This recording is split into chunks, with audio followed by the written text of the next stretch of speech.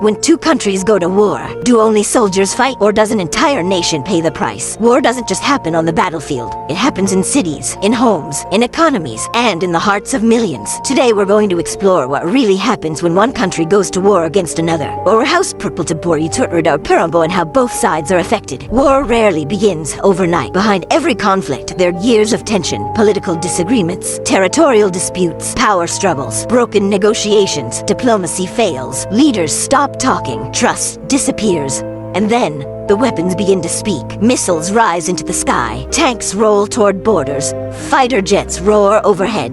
But the first and most immediate cost of war is paid by the military. Young soldiers, who were once students, sons, fathers, are suddenly standing on the front lines. Some return home as heroes, some return with scars, and some never return at all. Behind every fallen soldier is a grieving mother, a waiting wife, a child who will grow up without a parent. Yet the tragedy does not stop there, because once war spreads beyond the battlefield, civilians begin to suffer. Cities become targets, sirens replace school bells, hospitals overflow with the injured, homes turn into rubble. Children who should be holding books are instead holding on to fear. Electricity fails, water supplies collapse, communication networks shut down. Daily life, as people once knew it, disappears. Millions are forced to flee. Families abandon everything in search of safety. They become refugees, not by choice, but by survival. And then comes another devastating consequence: economic collapse. War is not only fought with weapons, it is fought with money. Governments redirect national budgets toward defense. Businesses shut down. Factories stop production. Investors withdraw. Currency weakens, inflation rises, unemployment spreads, poverty deepens. Even the country that appears stronger begins to feel the strain, because war is expensive and recovery can take decades.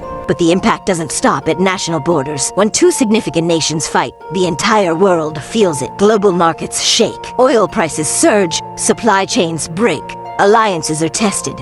Other countries may get involved. It also did either directly or indirectly. History has shown us that regional wars can grow into global crises. The First World War, the Second World War. Conflicts that began between a few nations eventually engulfed the entire planet. Millions of lives lost, entire cities destroyed, generations permanently scarred. So the question remains, is there ever truly a winner in war? On paper, yes. One side may claim victory, but in reality, both both sides lose something priceless. Lives are gone, economies are damaged, hatred deepens, trust disappears. Even the winner must rebuild. True strength is not measured by how many battles a nation wins. True strength is measured by how many wars it prevents. Because the greatest victory is peace. When leaders choose dialogue over destruction, when diplomacy replaces aggression, millions of lives can be saved. War may reshape borders, but it also reshapes humanity. And often in painful ways. At the end of every conflict, one truth remains. No matter who wins, humanity pays the price. If you believe peace is stronger than war, share this message, like this video, leave your thoughts in the comments, and subscribe for more deep insights, because understanding war is the first step toward preventing it.